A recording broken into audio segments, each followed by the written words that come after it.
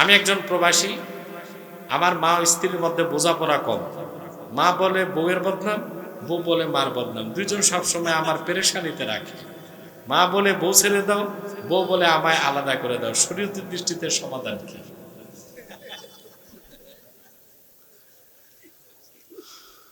দেখুন,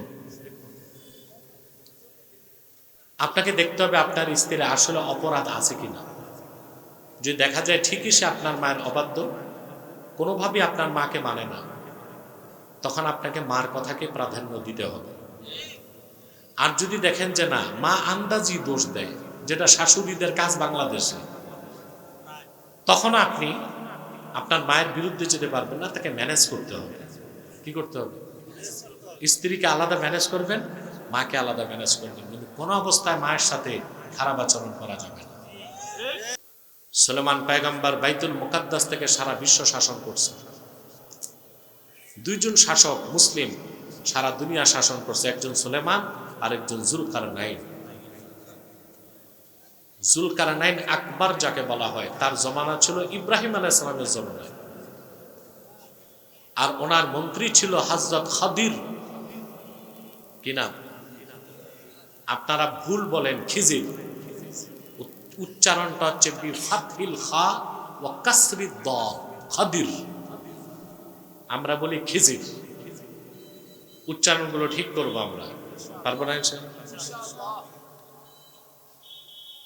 আরেকজন ছিল জুলকারনাইন, তিনি ছিলেন জুলকারনাইন। আরেকজন ছিল সুলাইমান, জুলকারনাইনের অনেক পরে, যিনি বিশ্ব শাসন করছেন। তো ফিলিস্তিনের পাশে, মানে আরবের কাছাকাছি হচ্ছে, আরবের মধ্যেই, মূল আরবের বাইরে ইয়ামান। ইয়ামানের সাবা নামক এলাকায় এক বীরাঙ্গনা নারী ছিল, সম্রাঙ্গী, মানে মহিলা রানী, মহিলা বাদশাহ, মহিলা রানী। তার নাম ছিল বিলকিস। তার ছিল দোর্দণ্ড প্রতাপ, প্রচন্ড ক্ষমতা, প্রচন্ড বুদ্ধিমত্তা এবং বীরাঙ্গনা। হযরত সুলেমান তার সাথে যুদ্ধে যাইতে চাইলেন না, তিনি পত্র লিখলেন। পত্রের ভাষা কি ছিল? আল্লাহ বলেন, ওয়া ইন্নাহু মিন সুলাইমান ওয়া ইন্নাহু বিসমিল্লাহির রাহমানির রাহিম আল্লা তা'আলু আলাইয়া ওয়াতুনি মুসলিমিন। সুবহান। লাইভ করো নাকি? লাইভে তো সমস্যা, আমার জাদু তো না করে মানুষ। আমি তো আমার পেজে লাইভ করতে দেই না, আগে তো প্রত্যেক মাহফিল লাইভ হইতো, বুঝলেন না? লাইভ করলে কিছু হারামজাদা বদমাইশ আছে, ব্ল্যাক ম্যাজিক করে লাইভে, এটা আমার খুব ক্ষতি করে ফেলেছে শারীরিক। লাইভটা বন্ধ করে রেকর্ড করো। কথা শুনতেছেন ভাই? হযরত সুলেমান লেখছেন, পত্রটি সুলেমানের পক্ষ থেকে শুরু করছে আল্লাহর নামে, যিনি রহমান ও রহিম। আল্লাহ তা'আলু আলাইয়া, আমার বিরোধিতায় ঔদ্ধত্য প্রদর্শন করো না, ওয়াতুনি মুসলিমিন, ঈমান এনে আত্মসমর্পণকারী মুসলিম হিসেবে আমার কাছে চলে আসো। তাহলে ঈমানদারদের পরিচয় কি ছিল? কথা বলেন। পূর্ব ঈমানদার যারা আত্মসমর্পণ করছে আল্লাহর কাছে, তাদের পরিচয় কি ছিল? আল্লাহ তাআলা ১৫০০ বছর আগে আখিরি নবী মুহাম্মদ সাল্লাল্লাহু আলাইহি ওয়াসাল্লামের মাধ্যমে দ্বীন ইসলামকে পরিপূর্ণ করে চূড়ান্ত নাম দিয়ে দিয়েছেন। এই দিনকে যারা বিশ্বাস করবে, কিয়ামত তক তাদের নাম হবে মুসলিমিন।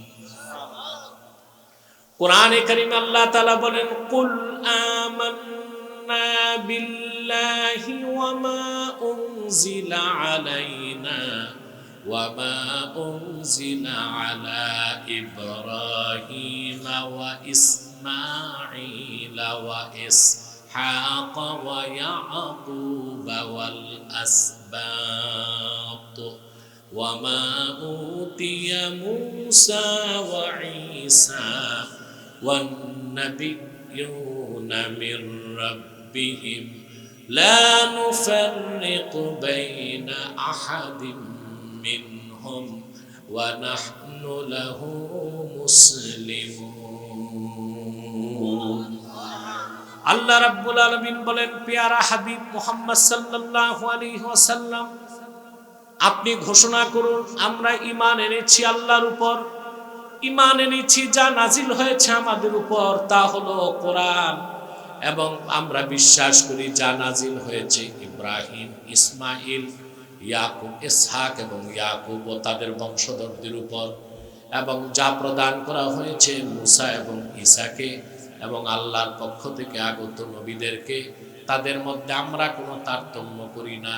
ওয়া নাহনু লাহু মুসলিমুন, আমরা হচ্ছে আল্লাহর জন্য আত্মসমর্পণকারী মুসলিম। পরিচয় কি আমাদের? জোরে, এর বাইরে কোনো পরিচয় আছে? দেওয়া যাবে? এই পরিচয় বাদ দেওয়া যাবে? যদি কেউ বলে কে মুসলিম কে অমুসলিম এটা দেখার বিষয় না, আমরা মানুষ, তাহলে আল্লাহর দেওয়া পরিচয় সে ছেড়ে দিতে চায়, আল্লাহ তারে ছেড়ে দিবে, আল্লাহ তারে ছেড়ে দিবে। বুঝবা সামনে কত চালে কত ধান। আমরা তো বলতেছি শোনো না, শুনবা, যখন শুনবা তখন কানবা, আর কিছু করার থাকবে না। প্রিয় ভাইরা,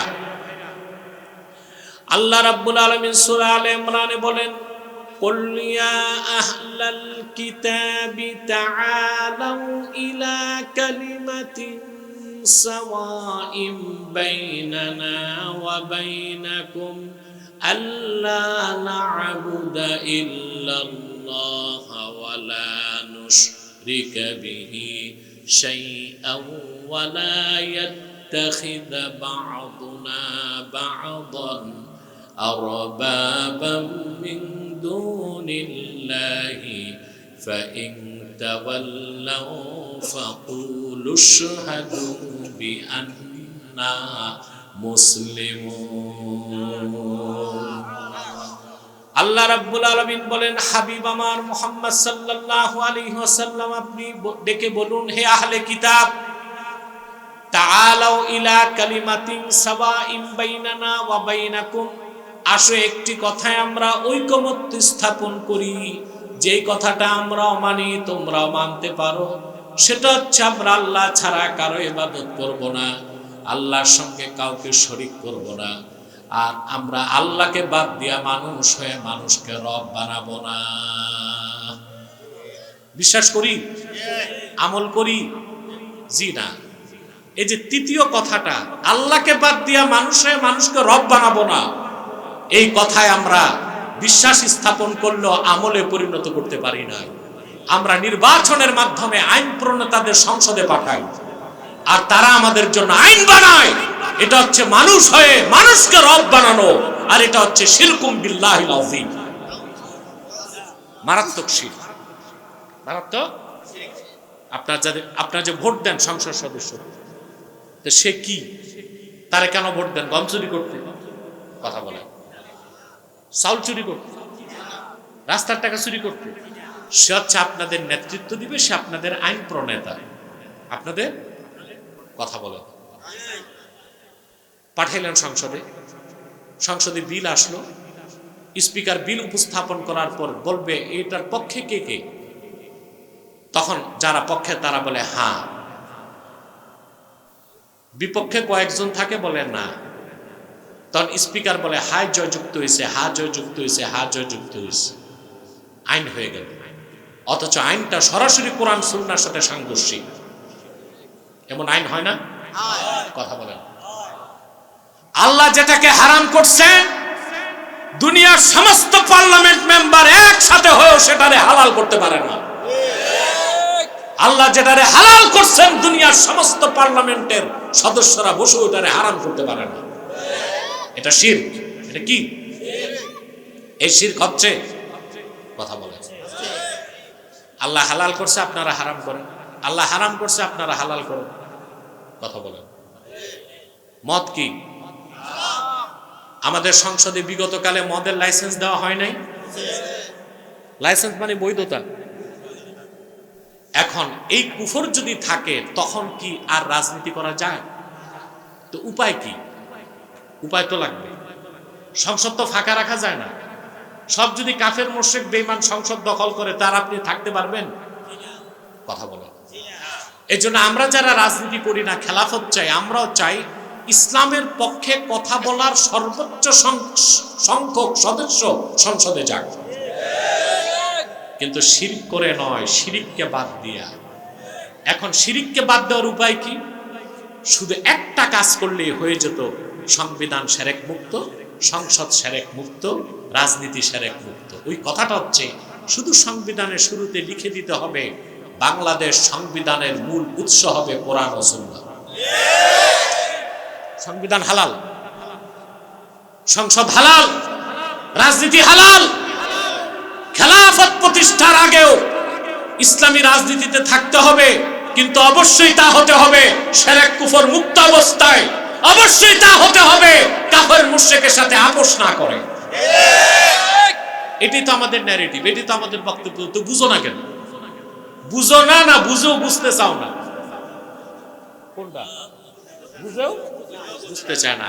আরে ভাই, যে লোকটা ঘুমায় ওরে আস্তে ডাক দিবেন, ঘুম থেকে উঠে যাবে। আর যে জেগে জেগে ঘুমায় ওর পাছায় যদি ফুটবলের মতো লাথি উঠবে, উঠবে না।